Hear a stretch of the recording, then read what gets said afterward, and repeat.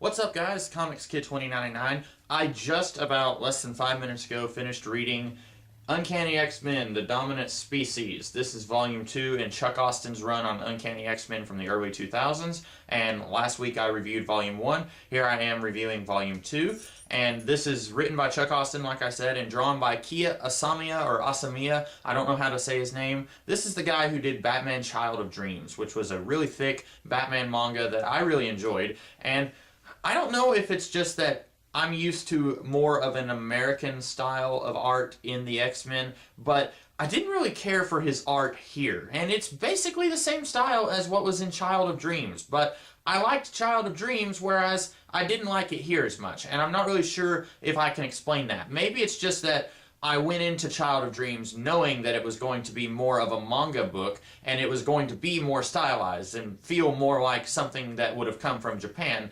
whereas this is part of a run in an American comic book series, and all of the other all of the other stories in this run, they all are done by, they're done in more of an American style, and so maybe that's why it's harder for me to accept Asamiya or Asamiya's style in this particular storyline. But the art is fine. It's basically exactly the same as it was in Child of Dreams, and I liked Child of Dreams. This is, of course, written by Chuck Austin, and I believe Asamiya wrote and drew Child of Dreams. So let me go ahead and talk about the story here. Basically, you've got these evil businessmen who work for Warren Worthington III, the Angel, and they are all werewolf mutants. Their mutation is that they can become werewolves, and they're doing some shady business stuff. It's not really explained, or maybe it is, and I just didn't understand it. Basically, they're taking Stark technology and they're repurposing it as Lobo technology, because the guy who's in charge of these business wolves, as somebody on Facebook called it, the guy who's in charge of these business wolves, his name is Maximus Lobo. Get it? Because Lobo is Spanish for wolf. And so anyway, the Lobo people, they're taking Stark technology and repurposing it as Lobo technology, and apparently that's very illegal, I guess. I know nothing about the business world, but anyway, these guys, they are basically going around and they say, okay, this guy is a weaker mutant than us, so we're going to kill him. Or actually what they first do, there's a couple of teenagers, one of them is a mutant girl and a human boy, and they kill the boy because they don't approve of mutants mating beneath their species. That was their exact words. And so somehow the X-Men get involved in this, and then apparently these wolves are like superhumans, because Wolverine, they defeat him in about 2 minutes flat. And then Husk, who can transform into different forms, she transforms into a steel body, and somehow they're able to slice right through that. I don't understand. They just look like normal werewolves to me, but this whole book wants us to think that these are like super mutants who are more powerful than any other mutant on the planet, and then somehow the X-Men are still able to defeat them at the end, even though these guys defeated Wolverine in about 30 seconds, and then they just threw him through a wall like he was nothing. And you know, Wolverine has literally been to Hades. I feel like he would be able to take out a few werewolves. It's also very strange to me that Husk is in her steel form, and these guys are able to just slice through that like it's paper. Again, they just look like werewolves to me.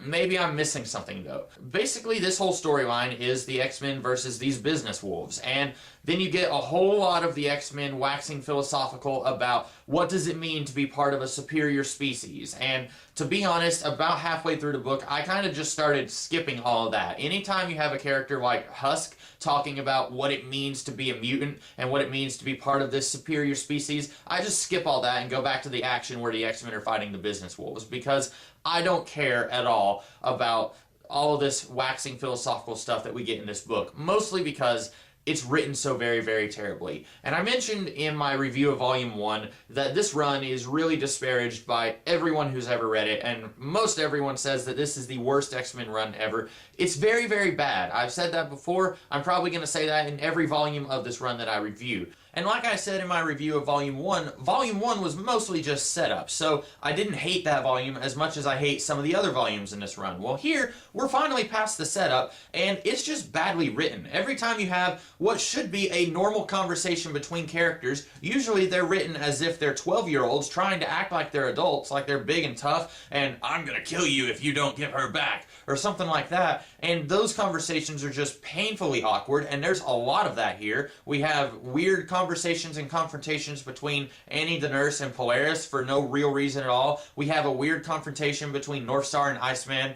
for no real reason at all. We have all of these confrontations where these characters are acting like stupid teenagers, and they should really be acting closer to their age. And then you've also got just the badly written philosophical stuff about what does it mean to be a mutant. And I hate to say it, but Chuck Austen is not fit to be writing something like that. This kind of thing could have worked. I think that Grant Morrison handled it a little bit better, playing with the idea of mutants and their place in the grand scheme of things, how they relate to humans, and how there's this new generation of mutants and secondary mutation and all of that. I feel like Grant Morrison handled that a little better than Chuck Austen does. I would even say Chris Claremont handled that sort of thing a lot better in his run back in the 1980s than Chuck Austen does here. Chuck Austen really doesn't need to be doing that sort of thing. This volume is really where a very strange and weird relationship begins. We have Husk and Angel. That is a pairing that a lot of people were really weirded out by from Chuck Austen's run, and I hate to say it, but rightly so. Husk was a teenager, and she was, even here, probably about 19 years old, because at one point she says she's not even in her 20s yet. I don't remember if it's in this volume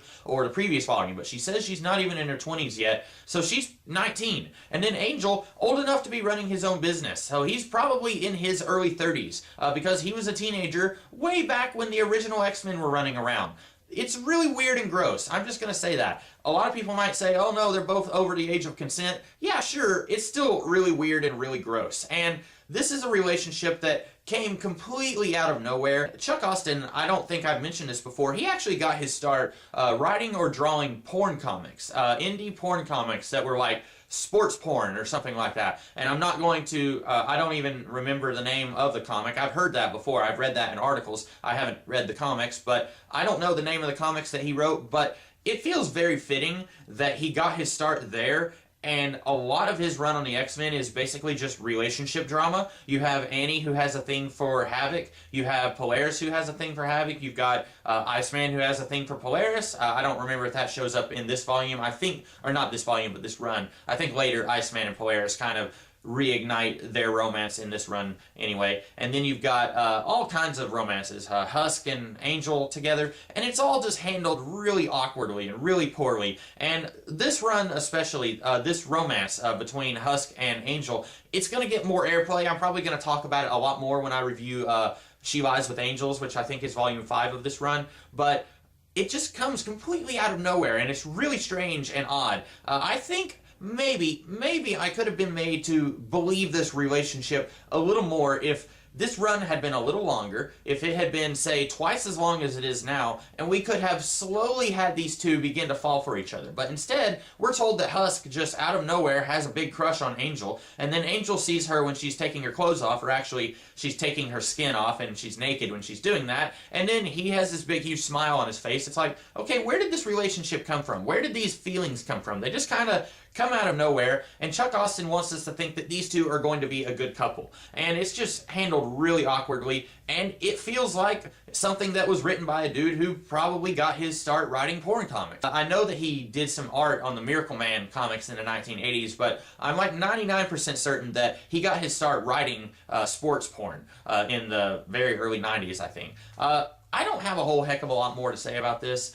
This run is pretty bad, and I feel like I'm just going to be coming to the same points with every single volume of this run. I'm going to be having the same complaints every time I read a volume here. It's not good. This is also probably not the worst volume in this run. If I had to throw a guess out there, I would say the worst one is probably She Lies with Angels, which I'll get to that one in a few weeks. But this one, definitely worse than Volume 1, because like I said last week, Volume 1 is in a lot of ways just set up, and there are a few good issues in Volume 1. This is where it starts to get bad, and then it continues to get bad throughout the whole run.